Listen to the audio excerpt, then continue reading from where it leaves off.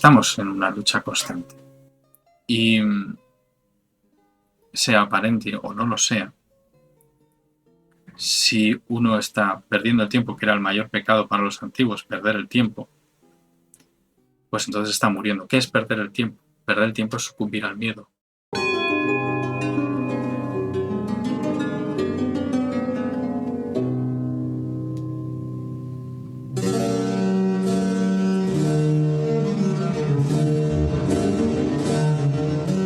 Cuando tú aceptas un modus del sistema completamente y no lo, al menos no lo cuestionas o no tratas de hacerlo, el miedo se esconde para aparecer en el momento que tú quieras salir de ahí.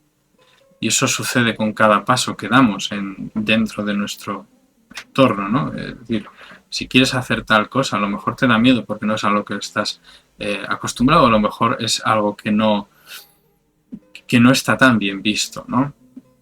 Y es por cómo está todo construido. Al final, eso paraliza a muchos y permite la perpetuación del sistema. Para darnos cuenta un poco de dónde iríamos con ello, si viviéramos en una sociedad que permitiese el desarrollo del individuo per se, ¿no? Sin lucha, pero esto no sería la vida, esto sería otra cosa. Entonces, lo podríamos percibir alrededor constantemente y no tendríamos sensación de límite. El límite es necesario.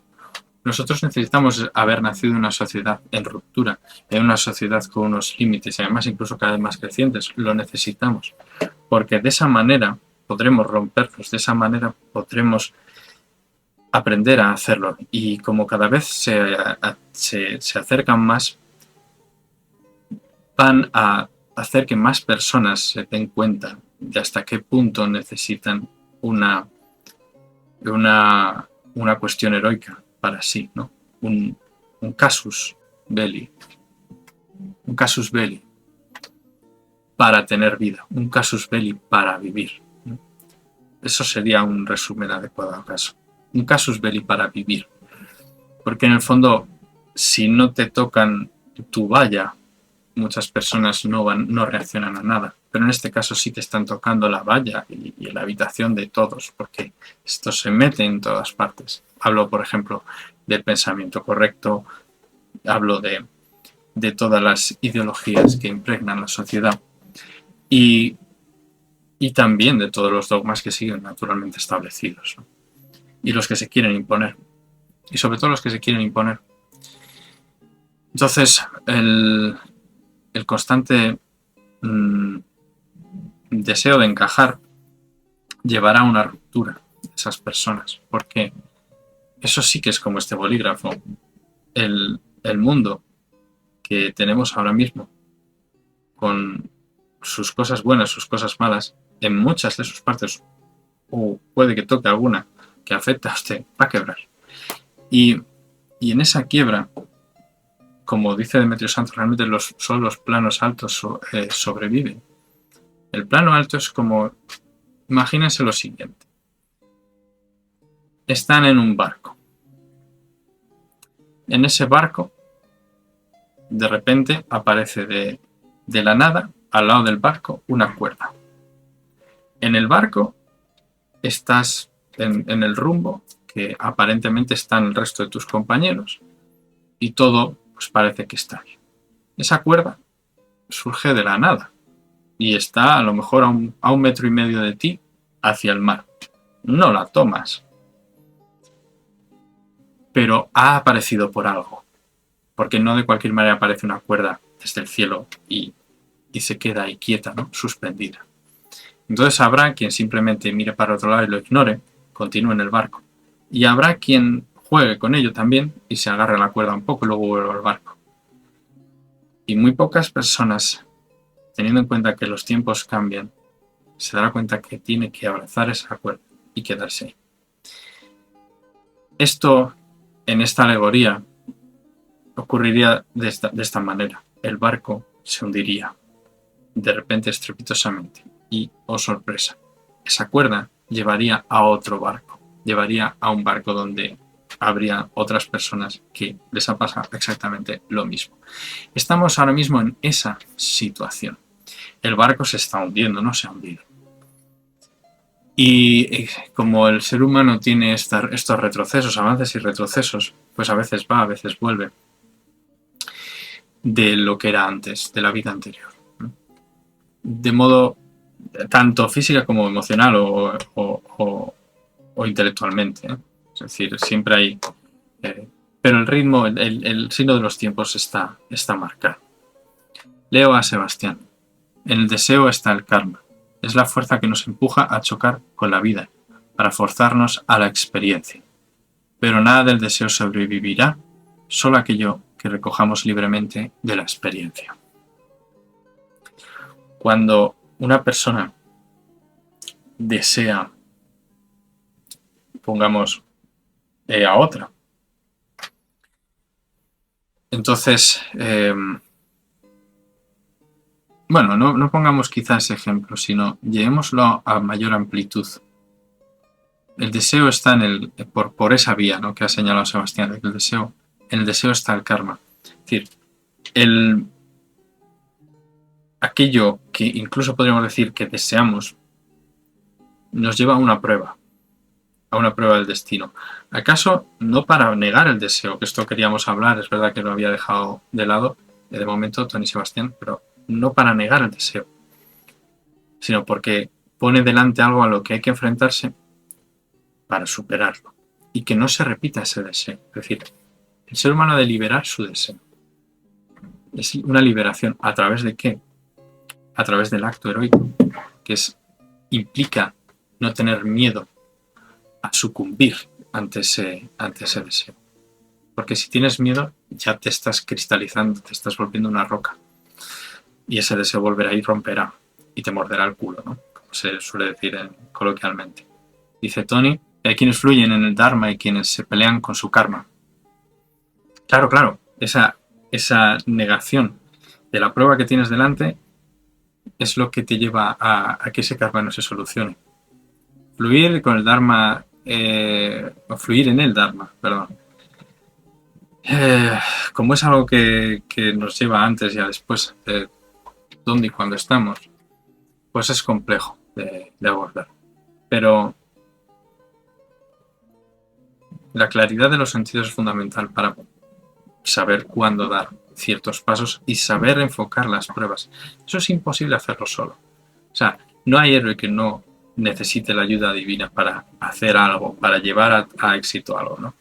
Está Hermes constantemente ayudando, ¿no?, a distintos héroes, o ayudando en el momento adecuado, ¿no? Y yo quería sacar a colación aquí algo que, por cierto, trataremos en el especulatorio de la clase de hoy. Si alguien, si ajeno al especulatorio, las clases del especulatorio son las clases de música hermética, solo accesibles mediante haber hecho Aleph y Bet, los cursos que son las 2 puertas de Cítara. Lo digo porque alguno estará preguntándose qué es eso y cómo se accede. Bueno, pues a través de los cursos se conoce acerca de esto, ¿no? Es un poco el marco. Entonces, como digo, pues lo veremos hoy.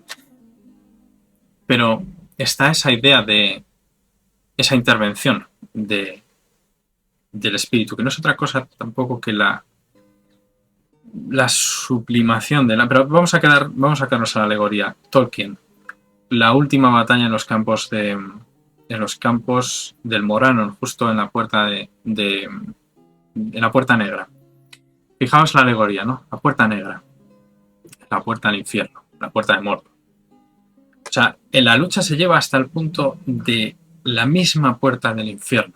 La lucha heroica se lleva hasta la cara del miedo. Y solo cuando se llega a esa cara del miedo, y todavía se avanza, como hace en la película, está magistralmente representado, ¿no? Aragorn yendo, las puertas del infierno se abren y Aragorn, con una lágrima en los ojos por Frodo, se lanza a la lucha. Está atreviéndose a cumplir su destino. Al mismo tiempo son hechos síncronos. su propia desintegración. Aragorn ahí es donde se vuelve un rey. Entonces se lanza y es cuando vienen las águilas. Las águilas es ese espíritu salvador. Es de nuevo, es un avatar de la divinidad. En El Señor de los Anillos son avatares de Manwë, que es el Señor de los Vientos, precisamente. Entonces ahí hay la salvación la salvación al final de los justos, ¿no? Es un poco la misma idea subyacente. Y solo ocurre en el último momento. También lo tenemos en el Hobbit de una manera un poco más infantil. El Señor de los Anillos es la perfección de todo esto, la versión adulta de toda la cuestión de toda la historia del Hobbit, ¿no? Pero también en la batalla de los 5 ejércitos aparecen las águilas en el último momento. Esa idea del último momento es la que rodea el enigma, el misterio de la vivencia del mito propio, es decir, del texto, nada más que esto. Es lo que encierra la gloria de una consecución, no ya de un deseo, sino de no una misión tampoco. ¿Cuál sería una palabra adecuada? Del acto en el que estamos embebidos, de lo que tenemos que hacer. Y por eso también insisto que mis temores y que así también lo exteriorizo es que esto quede en solo palabras, ¿no? Cada uno de ustedes y cada uno de nosotros, para eso está creado el especulatorio, para eso tiene que ver Cita mucho, en la medida de las posibles ahora, ¿no? De los posibles ahora. Pero es siempre la misma cuestión. Estamos en esto. Y de esto salimos con el mayor de los arrojos posibles. ¿Y salir qué quiere decir? Bueno, es una forma de hablar y de querer decir que no podemos eludir la batalla, que si eludimos el momento en el que estamos, que es probablemente el más crítico de muchísimo tiempo, pues lo más probable es que el error sea fatal. A nivel humano y a nivel kármico y a nivel de cada uno de nosotros, incluso ya fuera de nuestra forma humana. O sea, no es cualquier cosa en el momento en el que estamos y más vale la pena cada uno pues como se suele decir, en su jardín, pero buscar esa gloria. Sé que me desvío momentáneamente de estas cuestiones que comentamos, pero con el ejemplo de Tolkien quería ilustrar esa intervención justo en el último momento, porque cuando una persona está embebida en una sociedad y trata de mantener establecida una firmeza de espíritu, un corazón puro, mediante el ejercicio de las 4 virtudes, eventualmente, o en muchas ocasiones, o siempre, está sujeta a un estrés por parte de la desarmonía reinante, ante la cual él pues, actúa como un sol. Y esa es un poco la idea. Pero naturalmente esa firmeza está puesta a prueba. Si no, no existiría como tal, no tendría sentido. Y de ahí es cuando ves si te rompes o no te rompes. Y ahí es donde está la prueba. La vida te lanza a una zona, o te lanza a una idea, o te lanza a una persona. Y hay un deseo de alguna forma en esa ocurrencia de la necesidad. Bueno, pues entonces has de ir a través de eso. Has de ir a través de eso como Ulises fue a través de la zona de las sirenas. Y es porque en el fondo ahí se esconde una muerte tuya a la cual tienes que pasar. Tiempos habrá en los que estés más vivo y puedas disfrutar de mieles de la victoria o del momento glorificante de la lucha. Pero en ese momento te estás enfrentando, en el momento del deseo, quiero decir, te estás enfrentando a tu propia muerte y has de afrontarlo con entereza. El deseo desaparece. El deseo, por la misma ley contraria a que un deseo lleva a otro, etcétera, etcétera, desaparece cuando se acepta de alguna manera, pues una universalidad del amor o Lo que a mí me gusta más como concepto es la fuerza. Entonces, ya sí que hay un entendimiento de dónde surge el deseo, de todas esas partículas que hay, que nos rodean y que definen, preñan el aire de espíritu. Nosotros decidimos que solo vamos a querer una pequeña parte del universo que esas partículas están definiendo. Y eso es un pecado capital, es atentar contra la propia naturaleza, porque esa misma universalidad lo que quiere es una apertura completa del corazón hacia el mundo, ¿no? Porque solo así puede hablarte, solo así puede hablarte directamente. No hacerlo es, pues sí, es entrar al lado oscuro, es ir deseo tras deseo hasta la derrota final, ¿no? La derrota del Ulises, ¿no? O la derrota de toda la humanidad concentrada en una sola persona, ¿no? Que es cada uno de ustedes y cada momento. ¿Acaso no quiero entrar en cuestiones que sean más metafísicas aquí, pero todo lo que va sucediendo tiene dos caras, una está viva y otra está muerta. Y todo acto que surge o es surgente de la verdad o que acude a ella o que desemboca en ella es un acto de vida. Y todo acto que te aleja es un acto de muerte. Y se están sirviendo esos dos dioses constantemente, por así decirlo, ¿no? ¿Cuáles son esos dos dioses? Esos dos dioses son Júpiter y Saturno. O sea, el dios de la muerte es Saturno y el dios de la vida es Júpiter. Júpiter está en el aire, Júpiter es el planeta que rige el aire y Saturno es el que rige la Tierra. Y nuestro espíritu está embebido en el aire y busca, y el espíritu del Espíritu Santo, la Shejina, se vehicula, perdón, a través del aire vehicula el alma de las cosas y es patente en las geometrías y en los funcionamientos de los seres. Es patente en los funcionamientos también de nuestros órganos, etcétera, etcétera. Es omnipresente por eso mismo, ¿no? El espíritu. Y bueno, pues esencialmente estas ideas. Dice Sebastián, me ayuda mucho una frase de Steiner, de Rudolf Steiner, que dice que el mal es un bien fuera de tiempo y lugar. Perdón, fuera de tiempo y lugar. El deseo es parte del cuerpo que busca satisfacerse. El peligro es cuando el espíritu se rebaja al cuerpo. Gracias, Sebastián.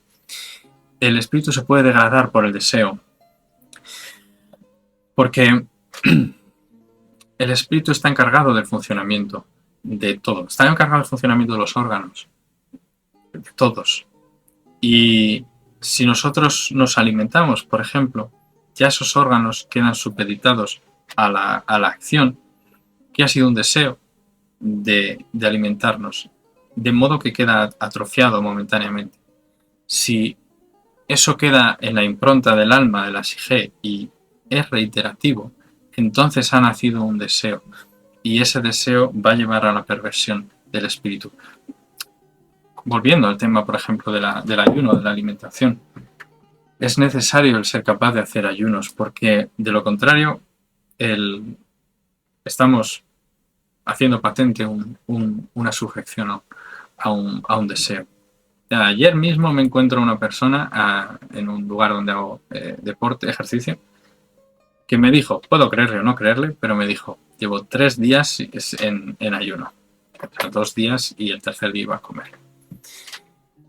Bueno, el tío levantaba sus pesos y yo entiendo esa sensación. Es curioso porque, o sea, eso es una cosa que he practicado.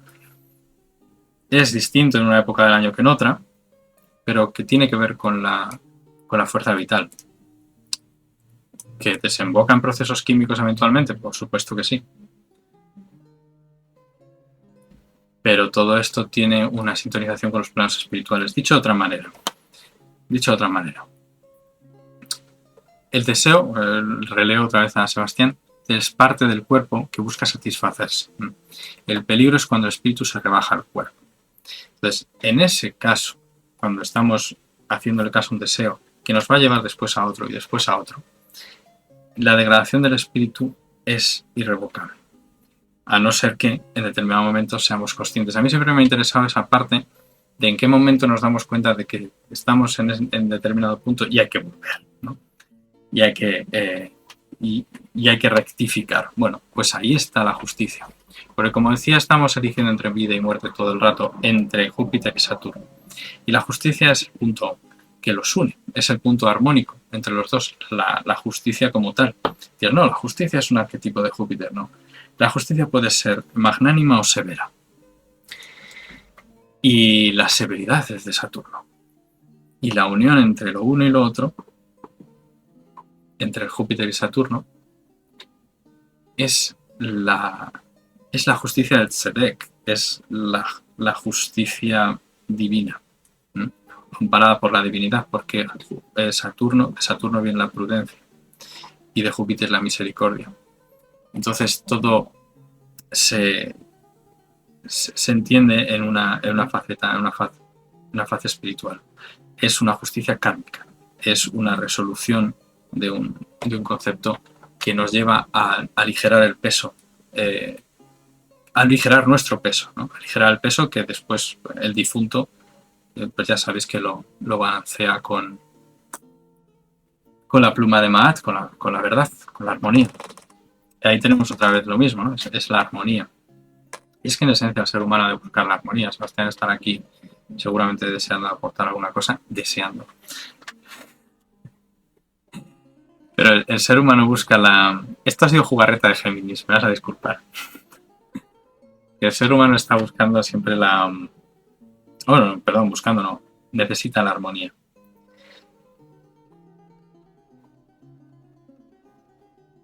O la armonía la necesita él. Entonces aquí tenemos los dos arquetipos, del de Saturno y de Júpiter, de la vida y la muerte, coexistiendo en la vida. La vida es algo que depende en gran parte de Venus, que es símbolo de la armonía. Dice Sebastián, ahí es un punto clave, no la negación del cuerpo, sino su armonía.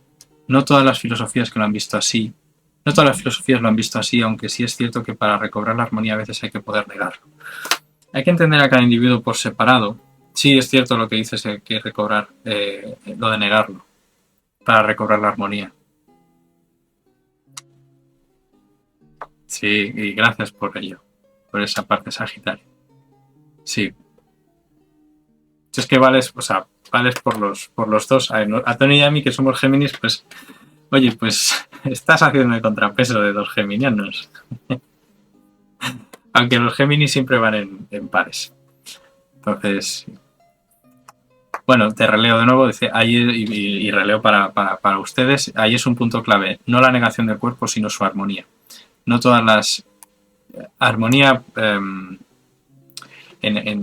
por cierto, es la hija de Venus y de Marte, pues ya lo sabéis, y en Roma se latiniza como concordia, ¿no? Armonía y eris, discordia, o sea, armonía y eris es concordia y discordia en Roma. No todas las filosofías lo han visto así, aunque sí es cierto que para recobrar la armonía a veces hay que poder negarlo.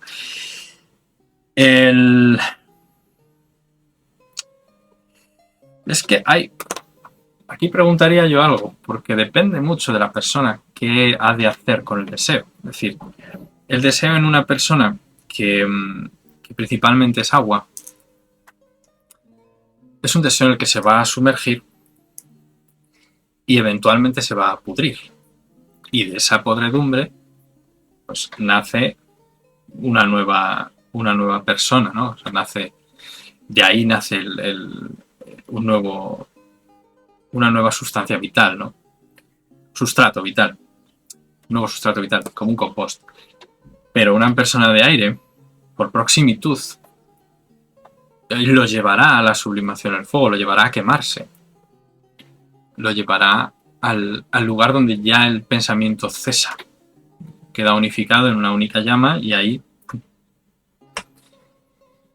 pero ha de hacerlo paulatinamente. Si no, tenemos la polilla y la llama, ¿no? La polilla está en el aire, se está moviendo en el aire y sus apetitos nacen del espíritu del aire.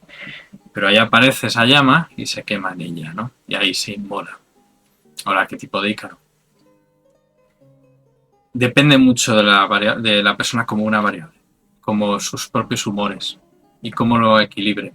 Y cómo a partir de una discordia, de una eris con respecto a estos, pues puede ir precisamente en la dirección contraria a la que le conviene, pero también, si se da cuenta, ahí obtener una información muy valiosa para entender cuál es la adecuada, ¿no? Entonces yo creo que todos nosotros lo manifestamos de alguna manera en nuestra vida cuando el deseo nos lleva por un camino o por otro, a un nivel metafísico me estoy refiriendo. O sea, un individuo de aire va a encontrar la fuente de ese deseo o digamos, los vapores de ese deseo van a llevar a los pensamientos, se formarán imágenes. Un individuo de fuego acaso no pensará nada, simplemente actuará, etcétera, etcétera. Esto es muy, muy largo. Dice Sebastián de nuevo, y Tony se ríe por la de los Géminis. El que ame el exceso, que ayune. El que ame, eso es el balance, el que ame el ayuno, que se vaya de fiesta. En términos junguianos, lo que haga... Mira, hablando en términos junguianos, Sebastián, estás relajándote. Lo que haga falta para individualizarse, separándose de los excesos internos. Ya sé que no. Tu objeción es con todos aquellos que toman a Jung como el mesías de algo y lo simplifican, ya lo sé. Un día habremos de meternos a comentar y estudiar en profundidad el Conjunctio, nunca me acuerdo bien del nombre, pero es el tercero. Está el Aion, hay otro, y luego el Conjunctio no sé qué. El texto más arduo que hay de la alquimia Jung. Dice, eso, el que ame... Sí, efectivamente. Yo creo que se puede empezar por ahí, porque si le queremos aquí dar una practicidad a aquel que está negando algún tipo de eventualidad por miedo, naturalmente ha de lanzarse a ello, ¿no? Ha de lanzarse por la vía en la que está demostrándose que el miedo le paraliza más. Soslayar, depende de cómo se haga, pues sirve como pasos intermedios, ¿no? Todos tenemos unos miedos a los que hemos de ir paulatinamente haciendo frente, porque es la única manera de acabar vivos y no muertos. El muerto es aquel que piensa que va a vivir para siempre. Exacto. Tu objeción es con los que aman el símbolo en exceso. El símbolo tiene una practicidad, el símbolo tiene una evocación, el símbolo tiene una frecuencia, el símbolo tiene una nota, el símbolo tiene una vibración inconsciente que tiene una consecución en la vida. Sin el símbolo no tendríamos una guía para reencontrarnos, ¿no? El símbolo nace básicamente de la muerte, nace de todo lo que está más allá, nace de lo onírico, de los mundos del más allá, que visitamos al dormir, pero que también frecuentamos con mayor relajo al morir, ¿no? Es de ahí que lo toman además pues determinados grupos. Oh. Sirve para traer cosas a la tierra, sirve para robar luz. Por eso mucho ojo, porque toda la sociedad con distintos símbolos para supermercados, para tiendas, para todo, pues está robándole espíritu al ser humano. Tal cual, está robando el aire que respira, porque ese símbolo sirve geométricamente para vehicular el espíritu de la... Perdón, sí, sirve geométricamente para... Ese símbolo he dicho, ¿no? O sea, ese logotipo tal sirve geométricamente para modificar la natural incidencia del espíritu en los cuerpos, a través del aire y por la luz. Lo está modificando. Lo está modificando. No es cualquier cosa, o sea, haber fundamentado una sociedad en eso, pues lleva hasta donde lleva, ¿no? Se ve como estamental. Tienes a personas, grupos que emplean el símbolo de una manera concreta y puntual, y como consecuencia del gobierno de esas personas, todo lo que hay en la base de la pirámide es la degradación de eso, con lo cual los individuos, en cierto modo, con cierta célula despierta, con cierta neurona despierta, no pueden estar frecuentando así como así entornos repletos, por ejemplo, de publicidad o de consumo, porque es dañino. También es cansado estar plenamente atento a todo. Dice Sebastián, sí, efectivamente, el símbolo es el dedo que señala al cielo. El problema es con quien adora el dedo. Siempre será así. En el fondo siempre será así. Es decir, y es lo que acabas de decir es justo lo de la sociedad de consumo. Es decir, tú tienes, hay como un deseo de ir a tal tienda, ¿no? Vamos a este sitio, o vamos a un Starbucks, o vamos a tal, vamos a cual. No digo que, o sea, yo ya gracias a Dios pues no tengo rodeo de gente así, pero en el fondo eso sigue existiendo. Vamos a este sitio porque hay una resonancia del símbolo en lo que se está diciendo. Casi diría que no lo dice la persona, que le es dicho y entonces acude y lo verbaliza. O vamos a comprar ropa a tal sitio, que tiene su logotipo, que tiene la imagen. O sea, ¿imagináis que solamente existiera el nombre en un rótulo, en una tienda de ropa, de otro tal, y ya está? Todo igual, todo muy acuariano, todo muy, muy, muy igual. Solamente el rótulo, sin ningún tipo de tipografía especial, y lo que hay contenido, pues ahí ya cambiaría, ¿no? Pero sin logos, nada de logos. Es increíble la diferencia que habría en el consumo. Es increíble la diferencia que habría en la dependencia de esta. Y también detonaría muy probablemente un despegue de las personas de los núcleos urbanos y de las ideas de los núcleos urbanos, porque todo va parejo. Y esto no es cualquier elemento, porque ahora vayan a un supermercado y traten de hacer la abstracción, o vayan a un centro comercial y traten de hacer la abstracción, ¿no? O por la calle mismo. Eso existe a partir de... Hombre, siempre ha existido, ¿no? Pero de un modo mucho más sencillo, pues identificas el símbolo al sitio y como ahora ya no se cuida demasiado las cosas, pues queda estéril. Si no, pues aún tendría algún sentido. Dice Tony, el epíteto del dedo y la luna. Sí. Sí, es exactamente eso. Sí. Volviendo al Saturno y al Júpiter como un arquetipo conjunto de justicia, si os fijáis, estos son los dos cronocreadores, es decir, estos son los que dan término y comienzo a las edades de los hombres. De modo que esto viene a colación, porque todo esto busca una practicidad para todos. Y esto ya sucedió en 2020, vamos hacia el tercer año desde que se dio la conjunción en el 21 de diciembre. Y estos señores del tiempo ajustan todo. Entonces, observen alrededor, aquello que se está desvaneciendo se está ajustando, aquello que está emergiendo se está ajustando. En un caso es un barco que está naufragando y en otro caso son las personas que están más mal que bien, todavía acaso, pero agarrados a la soga como pueden y a veces vuelven al barco, a veces a la soga. La idea es que cada vez más se sepa que después de la soga va a haber otro barco. De hecho, el barco está apareciendo y en muchos casos ya hay un barco por ahí. Otra cosa es que el barco esté en lucha con la anterior, pero va a prevalecer. ¿Qué ocurre? Que esto también será temporal. Todo esto será temporal.